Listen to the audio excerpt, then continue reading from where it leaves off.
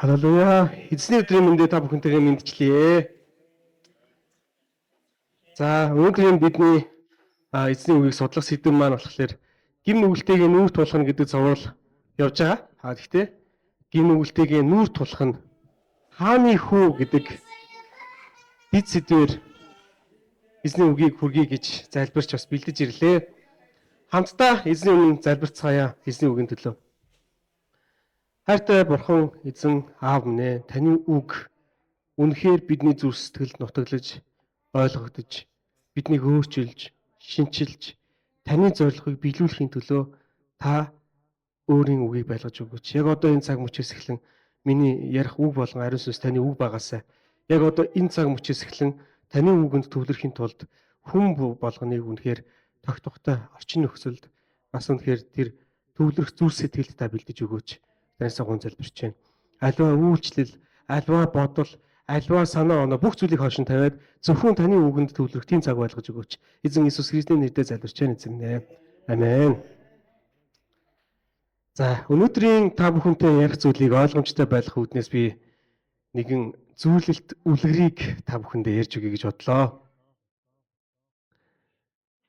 За, өөрийнхөө улсыг нүр их хөдөлмөрөөрөө бас халуун хайраараа бий болгосон нэгэн хаан байж гинэ. Тэр хаан болохоор хоёр хүүтэй юм гинэ. Тэгээд түрүү хэлсэнтэй нүр их хөдөлмөр гээд халуун хайраараа бий болгосон тэр сайхан улс орноо дэг журамтай хамгийн гол нь ард түмнээ аюулгүй байлгахын тулд хаан өөрийн улс орондоо хуулийг тогтоожээ. За, хууль нь ийм заалтуудтай гэнэ.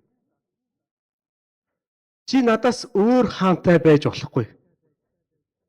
Илтгэх зүйлийн шашин шүтлэгтэй байж болохгүй. Хааныхаа нэрийг үргэлж өндөрт өргөж явах хэрэгтэй. Хамгийн гол нь хаант улсдах амралтын өдөр гэдгийг чандлан сахидаг байх хэрэгтэй. Аав ээжигээ хайрладаг, хүн авлахгүй, завхаарахгүй, хулгай хийхгүй, шүүхтэр худал мэдүүлэг өгөхгүй, өөр хүний ямар нэгэн зүйл шунах хайрдаггүй байх хэрэгтэй гэж хуулийг тогтоож гинэ. За, тэгээд тэр хуулиа ард түмэндээ дуртаяа биелүүлнэ гэж үнэхээр их найдаж нөгөө хаан. Гэтэл хоёр хүүгийнх нь нэг нь дүү нь маш хөдөлгөөнтэй сахилгагүй нэгэн байсан гинэ. Тэр хүү ямар асуудал ирсэн гэсэн чинь бүш улсынхаа хааны улсад давхар иргэншилтэй болсон явж гин гэж. Хааны хүү гэрнэ. Хаан хүү гэрнэ. За, тэндээсээ янз янзын шүтэн авчраад тэрийгээ бүр байтлаа аавынхаа хаант улсад ингээд хүмүүст танилцуулаад за ийм сайхан шүтэн авчирлаа гэд ингээд ингэж дураараа загинж гинэ. За, мөнгө олох гэж өөрт нь бараалхсан аавтайгаа зоог барьдаг өдрийнхөө одоо нөгөө аавтайгаа зоог барьдаг амралтын өдрөө түрүүн сахисантай хаант улсдах амралтын өдрийг сайхан сахиараа гэд аавтайгаа зоог бариа явахын оронд мөнгө олохын тулд тэр өдрүүдэд зүгээрстэй завгүй 8 хийж явна гин шүү. За, зүгээр ахгүй худлаа ярина. Хүүхэн шухантай орооцолдноо. За, болж утггүй бүхэл зүйлийг хийдэг нэгэн тийм баг хүүтэй хаан болж хувирчээ. За, хаан бүр аргаа бараад нөгөө хүүгээ дуудаж авчираад уулзчих. За, миний хүү юу болов яав ив. Миний тогтоосон хууль дүрм хаана байна? Аав минь, миний амьдрал бол миний амьдрал. Та битгий оролцох гэж хариулж байна. Хаан хүүдээ хичнээн хайртай ч гэсэн эцсийн эцэст хаан хүн учраас хуулийн дагуу шийтгэл хүлээлгэхээс өөр аргагүй байдалд оржээ. Гэтэл түүний том хүү энэ явдлыг сонсоод аавдаа бараалгаж гин. Аав минь, дүүг минь өршөө. Ялыг нь би үүрье. Би түүнтэй ярилцъя. Дүү минь өөрчлөгдөх байх гэж би бодож байна гэж.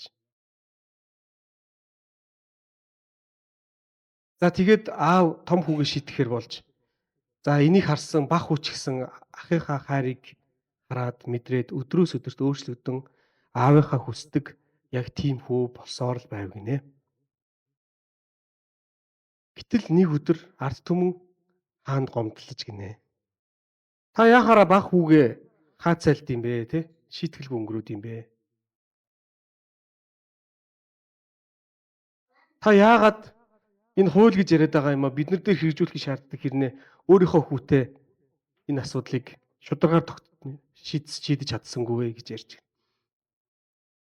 Гэтэл энэ үед хааны ахлах хэрэг бүртгэж гинэ их сайхан ажлаа сайн хийдэг нэг залуу гарч ирж гинэ. Тэгэд тэр хүн юу гэж хэлсэн бэ гэхээр хаанд минь таны өөдөөс ийм олон таван юм ярьдаг ямар овоо нөхдүүд вэ? Танаас би нэг хэдэн жилийн өмнө нэг их мөнгө аваад нэг том архивын барилга бариулсан да хаан минь. Тэр архивын барилгаар дүүрэн энэ таны өөдөөс олон юм яриад байгаа. Энэ хүн болгоны хэрэг бүртгэл надад байгаа гэж хэлсэн байна.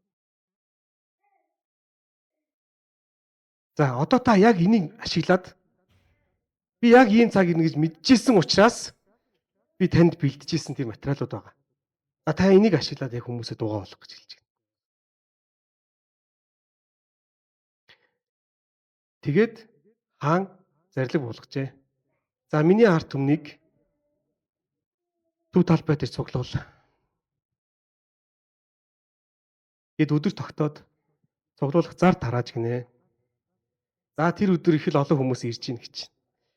За хаан яг одоо өстой нөгөө өөрийнхөө бүх булхайг илчлэхэндээ бид хэдээсээ уулчлах байхандэ гэж бодож олон хүмүүс ирж гинэ.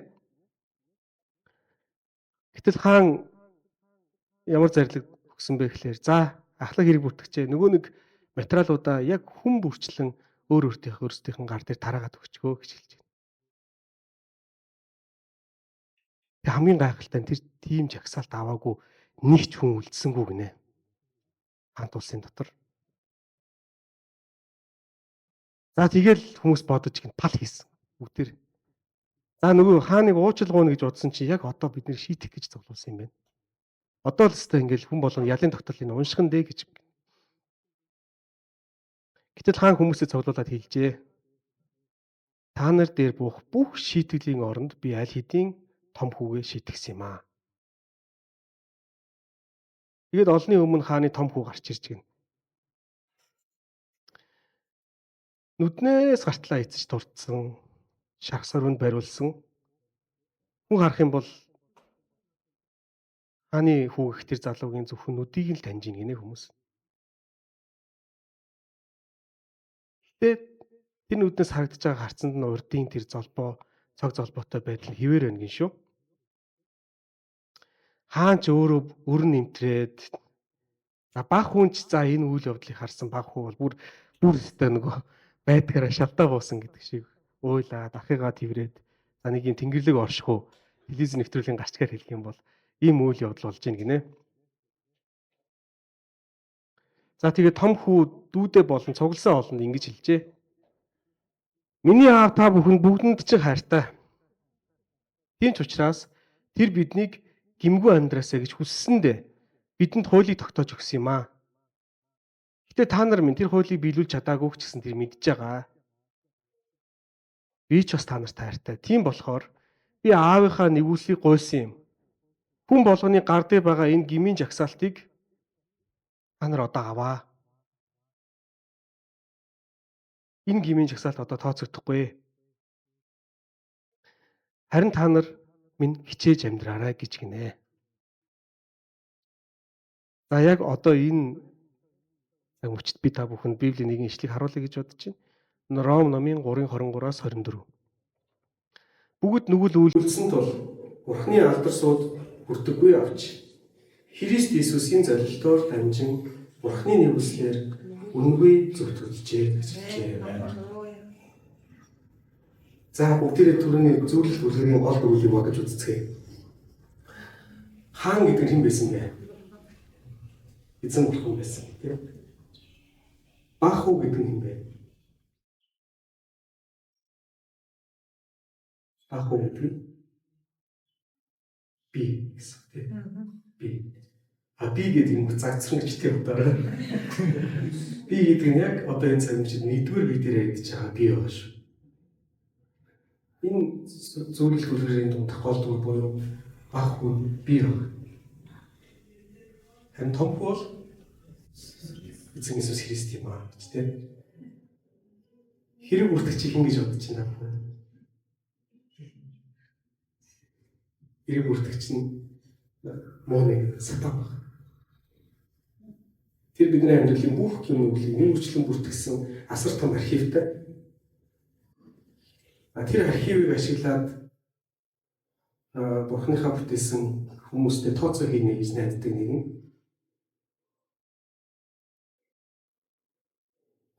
Гин нүгэлтэйгээ нүүр тулнаа гэж бид нэр том сэдв тавьсан. Гэтэ гин нүгэлтэйгээ нүүр тулаад ялж чадах хүмүүс нь бид нар биш үү?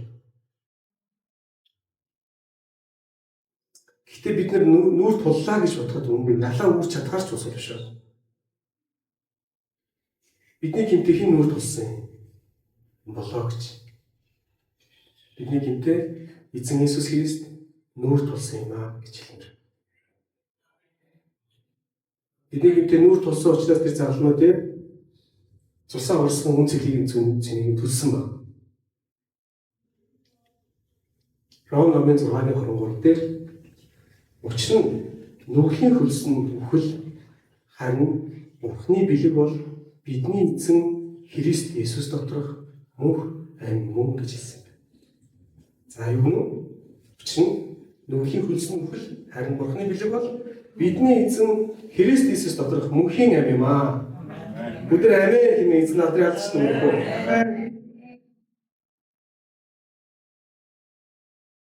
Ром номын 3:12 дээр хэлэхдээ нэг хүнээр ертөнцид нүглээр үхлэн орж ирсэн байхад бүгд нүгэл үлдснээр үхлэн бүх хүнд иржээ гэж хэлсэн.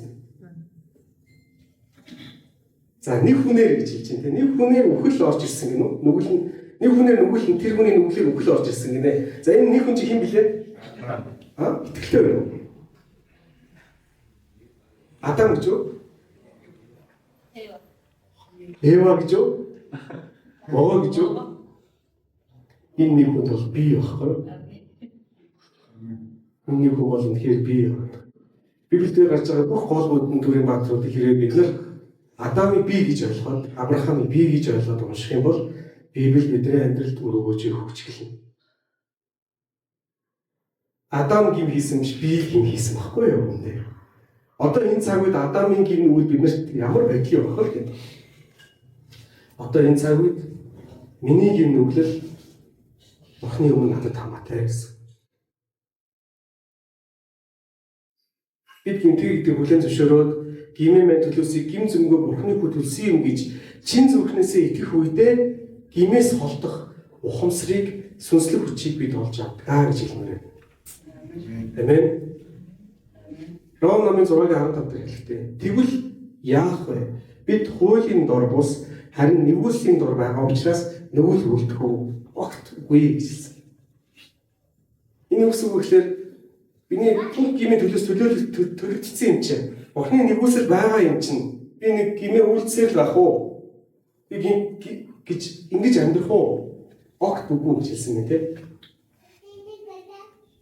Урсан жилийн намар бид нар манай чуулганы хэсэг үйлчлэл хариуцдаг хүмүүс Солонгост Галил чуулган дээр очиж нэг Имэнжин пастор гэдэг манай настан байдаг тийм.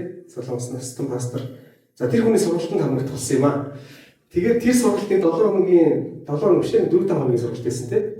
Тэгээд эхний 4-5 хоногийн туршид тасралтгүйгээр за ер нь Христ итгэгч хүн яаж амьдрал сайхан амьдрах вэ? Яаж амьдрал сайн амьдрах вэ гэдэг одоо тоглоомын төрөгийг танилцуулгаа.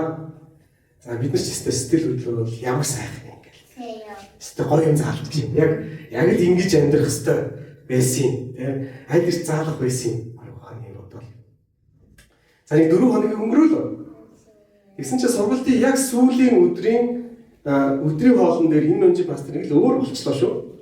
Би орчуулга хийжсэн. Тэгээд ингээл өөрөө ч инээд алдаал нэг сэтгэл нь хөдлөөл. Тэгээд өдрийн хоолн дээр за одоо өстой энэ сүүлийн сургалт яг энэ хичээл хамгийн гоё нандин хичээл байгаа. Хамгийн чухал нь байгаа. Тэгээд за тэр үед байсан хүмүүсээ байвал гараа өргөж. Тэр үед байсан хүмүүс яасан бэлээ? За пастор зүгээр гоё хамтдаа үг гээл те.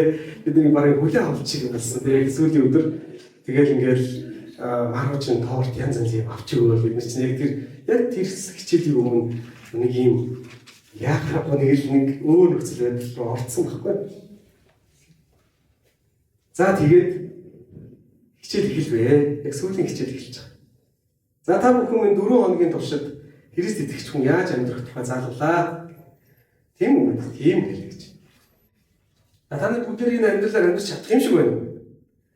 Бид ч 4 хоног сурцсан юм чинь заалгацсан юм аа. Чаднаа л гэж хэлнэ шүү дээ. Бүгд энэ бол чаднаа л гэсэн. Тэсэн чи өөдөөс баг идэл та нар чадахгүй шүү дээ гэж тий. Бид нэр бүгдээрээ чадахгүй. Би ч гэсэн энэ олон жил хичээж амьдарч байгаа хэрнээ одоо бол дутуу юм байсаар л. За тэгээд тэр мөчөөс эхлээд орчуулга хийж исэн би өөрөө сад тавиал тий. Яг нөгөө нэг бид нар тэр үед ингээ үнэхээр ойлголтын туйлын дүрийг нэг шиг тийм ээ. Үнэхээр яаж хичээж амьдарсан эзний хуулийг бүрэн биелүүлж амьдарч чадахгүй юм байна. Тэгээд тэр нэр их гоё илэрхийлэл хэлсэн л дээ. Эцсийн мөчөд шүүлтийн өмнө сухад чинь эзэн чамаас чи миний хуулийн дагуу амьдарч чадсан уу гэж хэлэхэд тийм ээ. Би амьдарч чадаагүй гэж хэлхээс аргагүй байдал бидний хүн болгоорно. А гэхдээ би таны нэгүсэл найдаж байна гэж хэлхээс аргагүй байдалд орно гэж. Өөрөөр хэлбэл Ромын 6:15-д хэлэхдээ бид нар эзний нэгүсэл байгааг ташуурна гэсэн үг юм уу? Бид гинтэг амьдсаар л гэсэн үг юм уу? Огт үгүй. Харин ч эзний энэ гайхамшигтай нэгүсэл надад өгөгдсөн учраас би бүр эцсэндээ гинтээ амьдралаар амьдарч чадахгүй байдалд орж байгаа. Хичээж амьдрахаас аргагүй байдалд орж байгаа гэсэн. Галат номын 5:22-оос 25 дээр хэлэхдээ харин сүнсний үр жимс нь хайр, баяр баясгалан, амар тайван, төвчээр, инрэл, сайн сэтгэл, итгэмж, дүлгүүн зам, өөрийгөө захирахгүй юм аа. Эдгээрийн эсрэг хууль гэж байдаггүй. Христ Иесуст хамаатай хүмүүс өөрсдийн махбодыг бузар хүсэл тачаалын хамт загалмай цогдолсон ажээ. Хэрэг бид сүнсэнд амьд байгаа бол сүнс дотор явцгаая гэжсэн. Дээр хүлэрийн төгсөлд юу болсон гэж үлэр уг нь амар сайхандаа жаргажээ гэж дуусах ёстой шүү дээ. Тэгсэн чинь за яг тэр үйл явдлын дараа том хүүгийн нөгөө нэг олонд хандсан үний дараа юу болсон гэж зарим нэг багхан өвөлтэй нэг жагсаалтанд богинохон улсууд нь ингэж юм гинэ. Шудрагш таалагдахгүй. Хууль бол хууль шүү дээ. Шийдсэн шиг шийдгэлтэй гэж босч иж байгаа хүмүүс байна. Ерөөсөө энэ хаан хоёр хүтэйг нь бидний удирдах зохисгүй хаан болчихжээ. Гээд өөрсдөө нэг хаан бий болгоод тусгаар улс байгуулсан улсууд байсан гэж. Эсвэл чимээгүй хүн холдож яваад зүгээр л мууч амьдралаар амьдсан хүмүүс байсан гэнэ. Хааны том хүлээ биш. Өөр ямар нэгэн арга замын асуудал шийдэж болно доо гэсэн хүмүүс байсан гинэ. Гэтэл хааны хүү аавдаа хэлж ийн гинэ. Ааваа хэдэн хүмүүс над дээр ирлээ. Тэгээд тэр хүмүүс ингэж байна. Энэ танай аавын зохиосон хуулийг үнээр бид нэр амьдралдаа бүрэн төгсгөл хичээж чадахгүй юм байна. Хэцүү юм байна. Гэхдээ бидний үнээр уучлаарай, тийм. Бидний төлөө ингэж их хайраа, ингэж их сэтгэлээ зориулсан тань бид нар баярлж байна. Харин бид нар хичээж амьдрнаа л гэж амлаж чадахгүй. Тийм болохоор та биднийг удирдаач гэж ирсэн гэдэг хүмүүс байсан гинэ. Тэгээд тэр хүмүүс ингэж хэлж байна. Та биднийг өршөөгөөрэй. Бид нар ингээд бүгдээрээ ирэй гэж утсан ч гэсэн маш олон хүмүүс яг үүндээ төрч шиг олон шалтгаануудыг хэлээд яваад өглөө. Гэхдээ бид нар тэр хүмүүстээр очиж тэдэнд тусалж, тэдний төлөө үйлчилж, тэдний тань дээр авчрахын төлөө бүхний хийх болно гэж.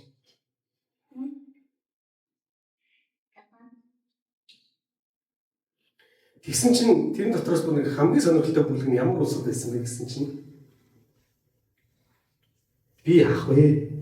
Миний энэ жагсаалтууд богинохон чиний ч бүрст ямар олон утсан бэ гэж ярьдаг хүмүүс байна нэ. Иймэрхүү жагсаалтыг. Тэгээд за миний найз чи өөрөө хичээдээ. Би ч явахтай нэг 2-3 хүн жагсаалттай хүн тэгээд буцраа олж байлгүй дээ гэж томорсон усаад байсан. Өөрөөр хэлбэл бид гин нүгэлтэйгээ нүүр тулна гэдэг нь Бурхны нэгүсэлд бууж өгөхийг хэлнэ гэж хэлмээр байна. Өдрөөс өдөрт сүнсээр явж хүмүүст үйлчлэн чармааж амьдрахыг хэлнэ гэж хэлмээр байна. Галаат номын 5:16-д хэлэхдээ харин сүнсээр яв. Тэгвэл та нар махбодын хүслийг бүцэлдүүлэхгүй гэж би та нарт хэлнэ гэж хэлжээ. Сүнсээр яв гэж хэлсэн байна. Сүнсээр явна гэдэг нэг сүнслэг төлөвт орчоод ингээд хүн очиад асуулахлаа оо ямар сайхан юм бэ гэж боддог. Үнийг хэлнэ гэж би бидэнд хэлээгүй. Сүнсээр яв гэдэг нь сүнсний үр жимс буюу түрүү хэлсэн юу лээ? Галаат номын 5-р бүлгийн хайр, баяр баясгалан, амар тайван, тэвчээр, инрэл, сайн сэтгэл, итгэмж, дөлгөөн зан, өөрийгөө захирахгүй гэдэг энэ үр жимсүүдийг амьдралдаа ургуулгын төлөө явдаг хүнийг сүнсээр явдаг хүн гэж хэлмээр байна. Гэтэ хэлэхэд аюу амархан. Яагаад тэгэхээр би нэг юм газар тариал эрхэлдэг хүнтэй уулзч үзсэн баггүй. Тэгээд тэр хүн өөрийнхөө бизнесийн зовлон ярьж илээ. Газар тариал эрхлэх гэдэг чинь амар хэцүү ажил юм биш үү? Хөрөнгө оруулалт хэрэгтэй, энэ байгаль, ган зод, ажиллах хүчин ерөөсө бүх юм асар том зүйлүүдийг шийдэж тариал эрхэлдэг хүмүүс үр жимс гэдэг юм ургуулдаг юм байна л да. Бидний эзэн энэ 9 үр жимсийг ургуул гэж хэлж байгаа юм л да. Энэ 9 үр жимсийг ургуулахын тулд бид насан туршийн хичээл зүтгэл, насан туршийн эзний хүчинд найдаж түүнтэй батлах амьдрал хэрэгтэй гэсэн санаа болж урах гэдэг байхгүй. Гэтэл хайр гэдэг жимсийг ургуулах гад хайрын төгөл гэдэг нэг юм байгуулсан байсан чинь дунд нь уур гэдэг сонир зэрлэг ургуулж таарна зам тий. Ховыг хичих байдал гэдэг сонир ургамал ургана. Энэ зэрлэг ургамал болгоныг зулгааж тэр хайрын төглийг арчилж, тордож тэгсний эцэст хайр гэдэг жимс ургах нь л дээ. Тэгээд нулимс туслуулан үр суулгагч бүгд баярын дуутайгаар иргэн ирэх болно гэж Библи өөр нэг хэсэг байдаг баха. Яг тэрнтэй адилхан бидний амьдрал хайр гэдэг жимсийг, баяр баясгалан гэдэг жимсийг, амар тайван гэдэг жимсийг, төвчээр гэдэг жимсийг амьдралдаа ургуулгын төлөө амьдрах үед магадгүй бидний жимс ургаж байгаа гэж бид нар мэдэхгүй баг. Гэхдээ гайхамшигт хайр дундаа юу гэж хэлдэг вүлээ? Явсан замаа эргээд харахад яруу сайхан хайр л байлаа гэж хэлдэг. Магадгүй бид нар эцсийн өдөр эргээд харсан чинь миний талбай яг үндэ алим ургаагүй дээ. Өөрхий дүүрэн халгаал ургасан гэж дотроо бодож исэн чинь эзний нүдээр тэр нь дүүрэн алимтай, дүүрэн хайртай, дүүрэн баяр баясгалантай талбай байвал бид яах вэ? Түүний нэгүүлэлт талархаас өөр байхгүй гэсэн. Тарихыг нь бид хийж, услахыг нь бид хийж, харин эзэн өөрөө уулдаг бахны яг дураа. Бидний гин үглийн төлөө залмай цоглодож, бидний гимийн гинтээ нүүр тулсан эзэн Есүс Христэд алдарн байгуултгай гэж байна.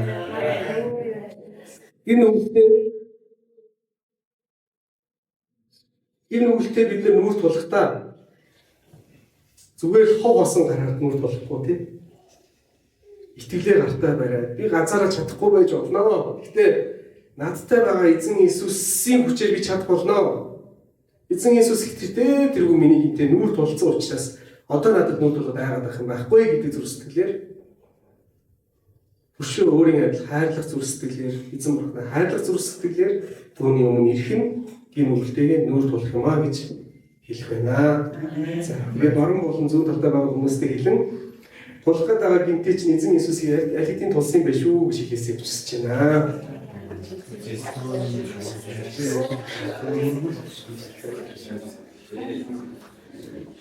Бид нарыг тэгдэг шүү дээ нөгөө юуны байгууллагууд тийм байдагтай ингээд захирал удирдлагууд нь нэг байгууллагатай хамтарч ажиллахыг төрүүлж ярьчаад тэгээд деталийг за нэг юм хүндээ өгөө гэх нөгөө хүн нь манай захирлыг ярьсанчлан гэж ярьдаг да.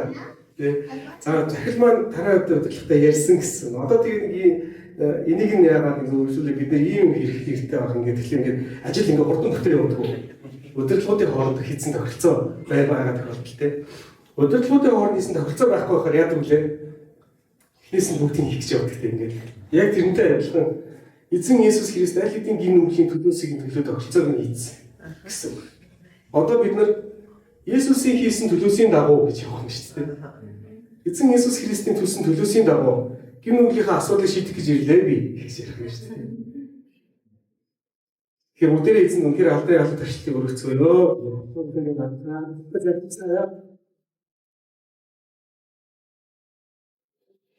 Хаад эзэн бурхан минь тэгээд бидний гин нүглийн төлөөсийг төлж бидний гимтэй бидний өмнөөс нүүр тусанд тань үнэхээр бүх чин сэтгэлээсээ талархаж байна эзэн минь.